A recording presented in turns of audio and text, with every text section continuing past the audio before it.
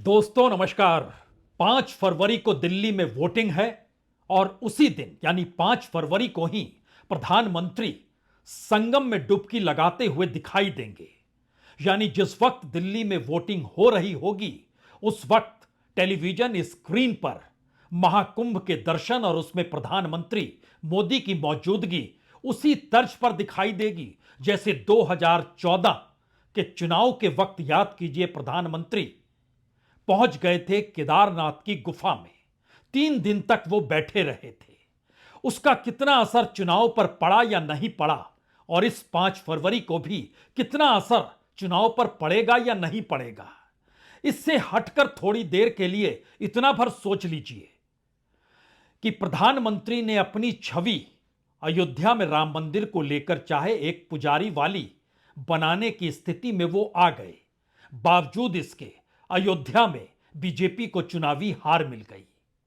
तो क्या नई परिस्थिति में दिल्ली के चुनाव के वक्त प्रधानमंत्री की संगम में मौजूदगी और महाकुंभ के बीच मौजूदगी दिल्ली के चुनाव परिणाम पर कोई असर डाल पाएगी?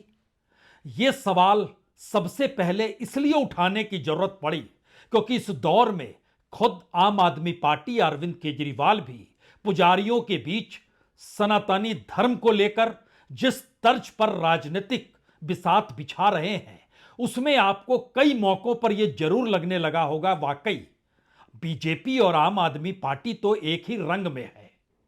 लेकिन आज बिल्कुल अलग सवाल दिल्ली चुनाव को लेकर, और यह सवाल इसलिए जरूरी है क्योंकि दिल्ली के चुनाव में दिल्ली की ताकत जब एलजी के हाथ में होती है और एलजी का चुनाव नहीं होता है बल्कि वह दिल्ली सरकार नहीं बल्कि केंद्र सरकार द्वारा मनोनीत होते हैं, वही उन्हें तय करते हैं कि कौन दिल्ली का एलजी होगा।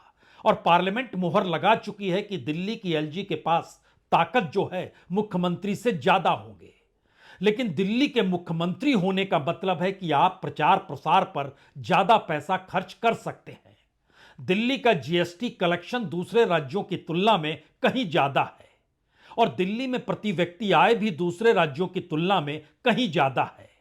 दिल्ली में एक बड़ा मध्यम वर्ग है। दिल्ली के भीतर बहुत बड़ा कामकाजी तबका है। दिल्ली में इस देश के अलग अलग राज्यों से आए हुए लोगों की भरमार है।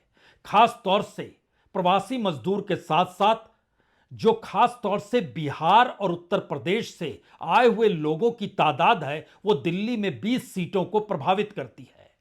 लेकिन दिल्ली इस देश का अनूठा राज्य इसलिए है क्योंकि दिल्ली में विधानसभा और लोकसभा के चुनाव में जनता एक झटके में विधानसभा में जिसके पक्ष में रहती है लोकसभा में उसके पक्ष में नहीं रहती है, और लोकसभा में जिसके पक्ष में रहती है विधानसभा में उसके पक्ष में बिल्कुल नहीं रहती है। और चाहे वो दलित तबका हो चाहे वह मुस्लिम तबका हो, जितनी बड़ी तादाद में दिल्ली के भीतर वोटर का जो स्विंग होता है एक जगह से दूसरी जगह चले जाना, यह एवरेज प्रति कॉन्स्टिट्यूएंसी 20% से लेकर 35% तक के बीच का है। यानी शायद दुनिया के किसी भी जगह पर आपको 20 से 35% वोट एक झटके में इधर से उधर नहीं बल्कि विधानसभा में जो आपस में आमने सामने पॉलिटिकल पार्टी होती है उसमें वह विधानसभा में जिसके पक्ष में है उसी के खिलाफ जो पार्टी है उसके साथ वही लोग लोकसभा चुनाव में चले जाते हैं और लोकसभा चुनाव में जो उस पक्ष में होते हैं वह इस पक्ष में आकर खड़े हो जाते हैं। और इसका दूसरा चेहरा चूंकि एलजी से जुड़ा हुआ है और एलजी के पास ताकत दिल्ली के मुख्यमंत्री के हर फैसले पर हस्ताक्षर करने और ना करने की है। यानी अरविंद केजरीवाल का हर ऐलान एलजी को पास करना है। एलजी बीजेपी का, और दिल्ली में बीजेपी की सत्ता नहीं लेकिन बीजेपी के धुर विरोधी के तौर पर अरविंद केजरीवाल की मौजूदगी। तो क्या वाकई भारत की राजनीति के उस मर्म को आज छू लिया जाए जिसके आसरे आप समझ पाएंगे कि इस देश की राजनीति चलती कैसे है और वोटरों को लेकर समीकरण कैसे बनते बिगड़ते हैं। और इतना ही नहीं, जो सवाल देश के भीतर है कि यह देश 2 हिस्सों में जा चुका है और उसके दायरे में हर संस्थान हर समुदाय, और अब लगता है जैसे सुप्रीम कोर्ट भी उस दायरे में आकर फंस गया है। तो बात आज शुरू इस देश की सबसे बड़ी संस्था, लोकतंत्र के सबसे बड़े पिलर सुप्रीम कोर्ट से ही करनी चाहिए। क्योंकि सुप्रीम कोर्ट के भीतर जब यह बात गई कि जो दिल्ली में AIMIM यानी ओवैसी की पार्टी से जो जुड़े हुए उम्मीदवार हैं ताहिर हुसैन, वह जिस विधानसभा चुनाव से चुनाव लड़ रहे हैं और उनको AIMIM ने टिकट दिया है, जो कि पहले आम आदमी पार्टी के साथ थे, पार्षद हुआ करते थे, लेकिन 5 बरस पहले दिल्ली में दंगे हुए। उस दंगे में आरोपी उस पार्षद को बनाया गया जो इस वक्त दिल्ली की विधानसभा सीट मुस्तफाबाद से चुनाव मैदान में है। मामला यह हुआ कि दरअसल उनको चुनाव प्रचार के लिए जमानत दी जाए या नहीं दी जाए, हाईकोर्ट से निकलकर मामला सुप्रीम कोर्ट में चला गया। और सुप्रीम कोर्ट ने आज 2 जजों की बेंच थी, उन 2 जजों की बेंच ने 2 लकीरें खींच डाली। एक तरफ जस्टिस अमनुल्ला साहब थे, दूसरी तरफ जस्टिस पंकज मित्तल साहब थे। जस्टिस पंकज मित्तल ने जैसे ही यह देखा कि जो गुहार लगाई जा रही है, उन्होंने एक झटके में कहा याचिका तो खारिज की जाती है। लेकिन उसी वक्त जस्टिस अमनुल्ला साहब ने कहा जी नहीं, अधिकार है, आजादी है, लोगों के बीच जाकर वोट मांगने का हक है। और जब मामला पीछे 5 बरस से चल रहा है तो पुलिस इस दौर में क्या कर रही थी? जो गवाह थे उनसे पूछताछ नहीं कर पाई, जबकि 5 बरस पहले आरोप पत्र दायर हो चुका था। तो उनको तो चुनाव प्रचार की इजाजत दे देनी चाहिए। और मामला यहीं आकर खामोश हो गया कि अब इस पर देश के चीफ जस्टिस तय करें, और वो तय करें कि अब 3 जजों की बेंच बैठे, यानी एक उम्मीदवार को लेकर, उसके चुनाव प्रचार को लेकर। इससे पहले याद कीजिए तो इंजीनियर राशिद जब जम्मू कश्मीर के चुनाव हो रहे थे, उस वक्त उनको चुनाव प्रचार के लिए तिहाड़ जेल से छोड़ा गया। उनके खिलाफ भी मामला मनी लॉन्ड्रिंग का था। ताहिर हुसैन के खिलाफ भी मनी लॉन्ड्रिंग का मामला है और उसके साथ साथ टेरर फंडिंग का मामला है। यही आरोप इंजीनियरिंग राशिद पे भी था। वहां पर जमानत दे दी गई, यहां जमानत नहीं दी गई। मसला जमानत देने या ना देने का नहीं है, या फिर चीफ जस्टिस अब 3 जजों की बेंच जो बैठाने जा रहे हैं, सवाल उसका नहीं है। सवाल यह है कि सुप्रीम कोर्ट को संविधान की व्याख्या करते हुए जमानत पर फैसला लेना है, और 2 जज 2 रास्ते निकल पड़े।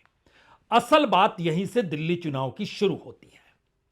और इसके बाद दूसरा हिस्सा यह आता है कि दिल्ली के चुनाव में अब हैदराबाद के ओवैसी की मौजूदगी आपको नजर आने लगेगी, क्योंकि 1-2 नहीं बल्कि 10 सीटों पर वह प्रभाव डालने की स्थिति में है। और 10 सीटों में वो 10 सीटें उस जगह पर आती है जो दिल्ली दंगों के दौरान प्रभावित हुई थी। लेकिन इससे हटकर दूसरा मामला क्या है? संगम के बीच में आज कैबिनेट की बैठक योगी आदित्यनाथ ने की, फैसले भी किए, और उन्होंने अपनी पूरी छवि जो बना रखी है, वो पूरी छवि हिंदुत्व को लेकर है। और 80-20 का खेल उत्तर प्रदेश की राजनीति में सबसे बेहतरीन मंत्र के तौर पर जाना जाता है। कल से योगी आदित्यनाथ दिल्ली के चुनाव मैदान में आपको नजर आने लगेंगे। और हमारी टीम ने जानकारी हासिल की कि जिन जिन जगहों पर वो जाएंगे उसमें शहादरा है, किराड़ी है, द्वारका है, बिजवासन है, पालम है, राजेंद्र नगर, यानी और भी कई जगह हैं। 14 रैलियां उनको करनी है। प्रधानमंत्री मोदी ने आज बूथ पर जो लोग बीजेपी के रहते हैं उनसे संवाद किया। इससे पहले भी तमाम राज्यों में जो बूथ पर रहते हैं उनसे संवाद प्रधानमंत्री मोदी ने हरियाणा में भी किया था, महाराष्ट्र में भी किया था। महाराष्ट्र और हरियाणा में योगी आदित्यनाथ ने जो चुनाव प्रचार किया, हरियाणा में 14 कॉन्स्टिट्यूंसी में गए, 9 में जीत मिल गई। महाराष्ट्र में 30 कॉन्स्टिट्यूंसी में गए, 22 में जीत मिल गई। और इन सब के बीच AIMIM मुस्तफाबाद है, सीलमपुर है, बाबरपुर है, मटिया महल है, बल्ली मरान है, चांदनी चौक है, ओखला है, सदर बाजार है, जंगपुरा है, एक लंबी फहरिस्त है। और इन सब के बीच राहुल गांधी अब सीलमपुर के बाद पहुंचे हैं सदर बाजार, जहां पर आज उनकी रैली हुई। बात इससे भी आपके सामने साफ हो नहीं पा रही होगी। आप सोचेंगे ठीक है, कई कैरेक्टर आ गए दिल्ली के चुनाव में, केजरीवाल की मौजूदगी है, एलजी के पास ताकत है, प्रधानमंत्री मोदी बूथ लेवल तक पे रुचि दिखा रहे हैं, गृहमंत्री अमित शाह भी चुनाव मैदान में आपको झुग्गी बस्तियों में नजर आएंगे, योगी आदित्यनाथ आपको दिल्ली के 14 कॉन्स्टिट्यूंसी में नजर आएंगे, राहुल गांधी ने घूमना शुरू कर दिया है, वह दिल्ली जोड़ो यात्रा की दिशा में बढ़ने जा रहे हैं जिससे लोगों के बीच संवाद बनाते हुए चले। ओवैसी हैदराबाद से आई गए हैं। इस देश में राजनीतिक तौर पर जितनी भी पॉलिटिकल धाराएं हैं, अगर आप उसको वैचारिक या विचारधारा के तौर पर देखते हैं तो फिर मानकर चलिए दिल्ली के भीतर 3 तरह के कलर आपको दिखाई देंगे। सबसे बड़ा कलर जो है यहां पर प्रवासियों का है, जो मजदूर की शक्ल में उत्तर प्रदेश और बिहार से आते हैं। 20 से 22 सीटों पर वे सीधे प्रभावित करते हैं। दिल्ली के भीतर का दूसरा रंग मुस्लिम प्रभावित इलाकों का है, जहां की राजनीति जाहिर है 80-20 के खेल में उलझेगी, कोई इनकार नहीं कर सकता है। उस 80 के भीतर भी सेंध लग जाती है, इससे भी कोई इनकार नहीं कर सकता है, एक सामान्य परिस्थिति में अगर आप चुनाव को परख रहे हैं तो। तीसरा रंग दिल्ली के भीतर कामकाजी लोगों का है और झुग्गी झोंपड़ियों का है। कामकाजी लोग झुग्गी झोंपड़ियों के आसरे जिंदगी तो जीते हैं, लेकिन उन दोनों के बीच भी बड़ी मोटी लकीर है। उस मोटी लकीर पर आम आदमी पार्टी सवार है। वो जानती है कि शायद शहरी मिजाज, मिडिल क्लास, जो व्यापारी छोटा तबका है, वो बीजेपी के पास चला जाएगा, प्रकाश भी चला जाएगा, लेकिन उसके बाद भी शायद झुग्गी झोंपड़ियों से उनको वोट मिलेगा इस आसरे। तो यहां पर पहले ब्रेक लगा लीजिए और एक क्षण के लिए आप सोचना शुरू कर दीजिए अब कि दिल्ली के भीतर होने वाला चुनाव लोकसभा चुनाव के 1 साल के बाद होता है। 2014 में लोकसभा चुनाव, 2015 में दिल्ली का विधानसभा चुनाव, 2019 में लोकसभा चुनाव, 2020 में विधानसभा चुनाव, 2024 में लोकसभा चुनाव और 2025 में अब विधानसभा चुनाव। क्या यह संभव है? पहला सवाल, क्या यह संभव है विधानसभा और लोकसभा चुनाव के परिणाम बिल्कुल उलट होते हों और एक ही वोटर एक वक्त में पूरी ताकत के साथ ही नहीं बल्कि 90% तक उसका वोट जो है 90% सीटों को जीत दिलाने की दिशा में विधानसभा में आम आदमी पार्टी के साथ हो और लोकसभा चुनाव में वही वोटर 1 साल से भी कम का वक्त होता है। आप अगर मई मानते हैं तो इधर फरवरी मानिए, तो आप समझ लीजिए कि 8-9 महीने के खेल के भीतर वोटर का दिमाग पूरे तरीके से उलट जाता है, वह भी तब जब दिल्ली में पूरी ताकत एलजी के पास है।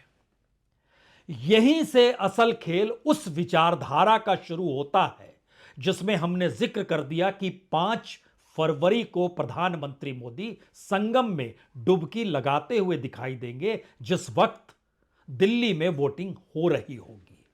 और इस दौर में बकायदा पंडितों के बीच, पुजारियों के बीच सनातनियों का जिक्र करते हुए खुले तौर पर आम आदमी पार्टी के नेता केजरीवाल भी उसी तर्ज पे नजर आए जिस तर्ज पर इन्हीं पंडितों के बीच, इन्हीं पुजारियों के बीच, इन्हीं सनातनियों का जिक्र करने वालों के बीच बीजेपी नजर आती रही। तो एक विचारधारा तो बहुत साफ हो गई।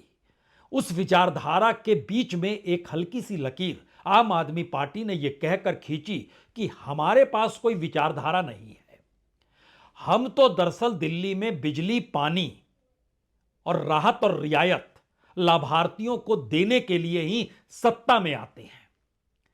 यानी सड़क हो, सफर हो, एजुकेशन हो, हेल्थ हो, इसी के मद्देनजर चीजें हमारी अनुकूल रहती है। यानी दिल्ली का कोई चीफ सेक्रेटरी हो या दिल्ली का कोई बड़ा ब्यूरोक्रेट हो या दिल्ली में म्युनिसिपल कॉरपोरेशन चलाने वाले लोग हों, अगर उस दृष्टि से सोचिए तो घर में बैठा हुआ कोई अधिकारी जब दफ्तर जा रहा होता है तो कहता है मैं लोगों का भला करूंगा। लेकिन इसके साथ पॉलिटिशियन की एक विचारधारा होती है, जिस विचारधारा के आसरे इस देश के कॉन्स्टिट्यूशन ने पॉलिटिकल पार्टीज को चुनाव लड़ने की इजाजत और हक दिया और बताया कि आपको दरअसल धर्म के आश्रय कम से कम राजनीति नहीं करनी, और इसी के आश्रय इलेक्शन कमीशन को भी समझाया कि देखिए धर्म के आश्रय वोट मांगना सही नहीं है। अब वो विचारधारा वाली बात आपके जहन में और पुख्ता हो गई और आप सोचने लगे क्या वाकई एक विचारधारा बीजेपी की है, एक विचारधारा कांग्रेस की है। दूसरी तरफ इन दोनों के बीच अरविंद केजरीवाल की मौजूदगी बिल्कुल लोगों से उस जुड़ाव की है जिसमें उसके लिए सिर्फ लाभार्थी चाहिए। तो 2013 का चुनाव, 2013 के चुनाव में लाभार्थी की जिक्र नहीं था। 2013 का चुनाव दरअसल भ्रष्टाचार के खिलाफ लड़ा गया था, जन लोकपाल का जिक्र था, करप्शन और करप्ट पॉलिटिक्स के खिलाफ था, खुद में सादगी का हिस्सा था, इसीलिए महात्मा गांधी का जिक्र था।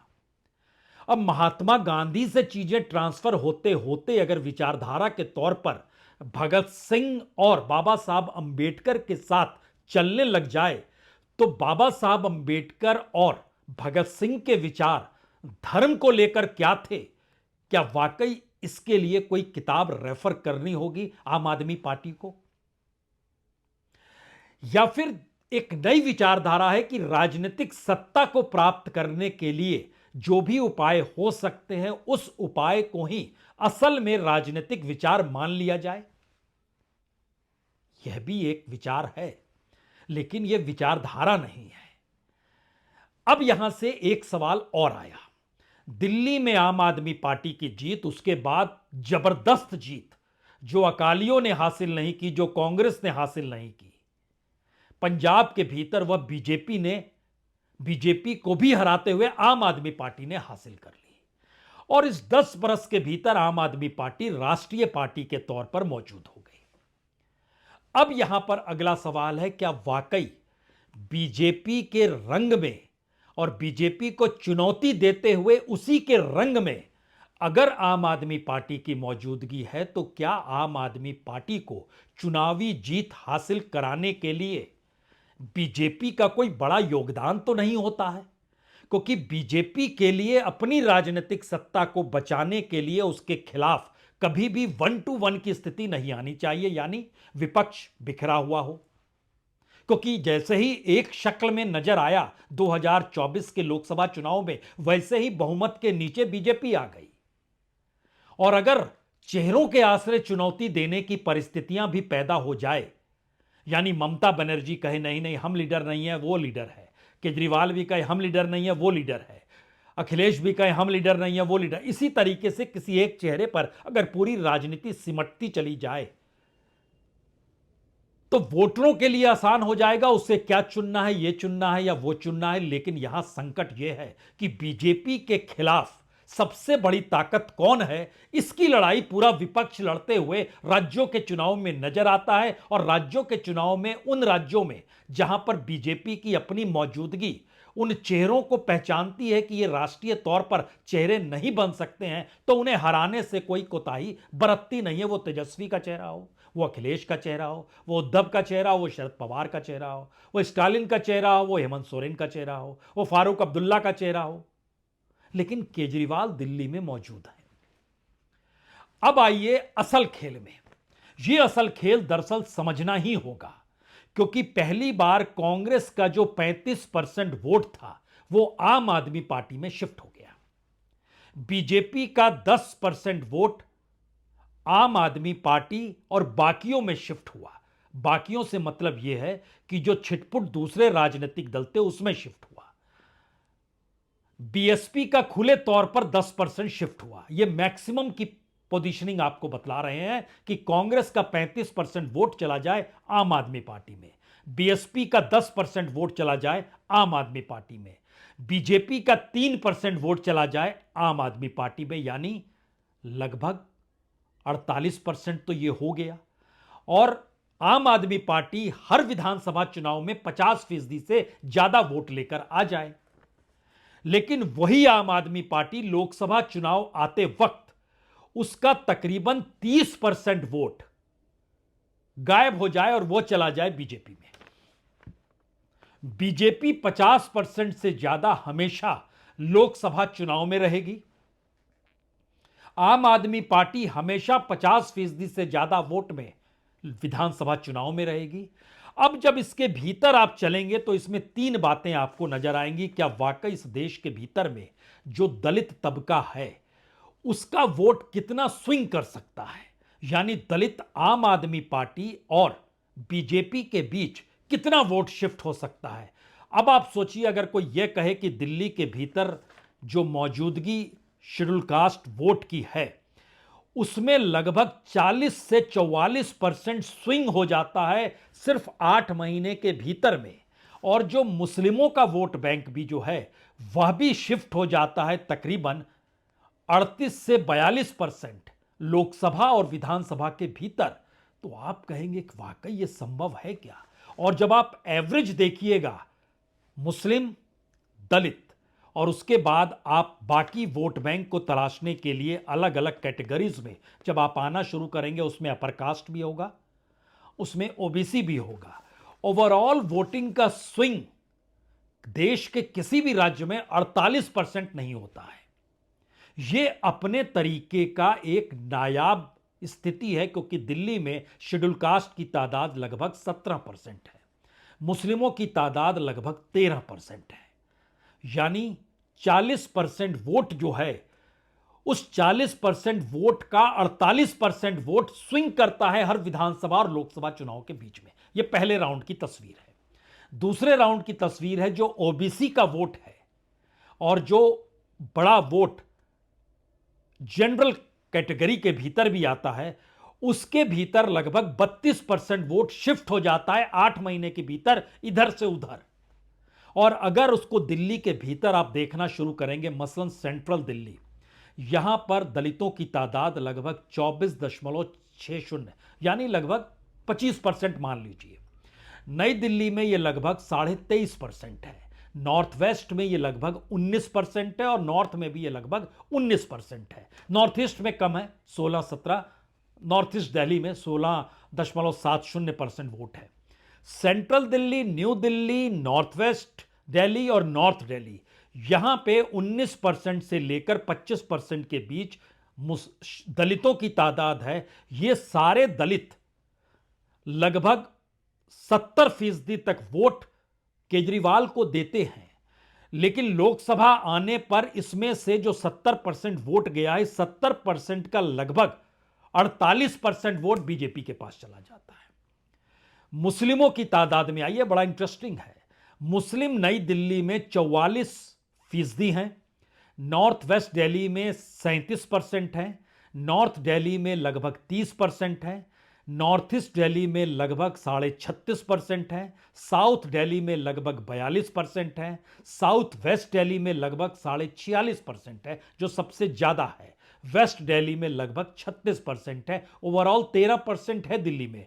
लेकिन जो ये हम परसेंटेज बतला रहे हैं, इसमें अगर आप ध्यान दीजिए तो आप मार्जिन रखिए, नॉर्थ दिल्ली सबसे कम 30% और मैक्सिमम साउथ वेस्ट दिल्ली 46%।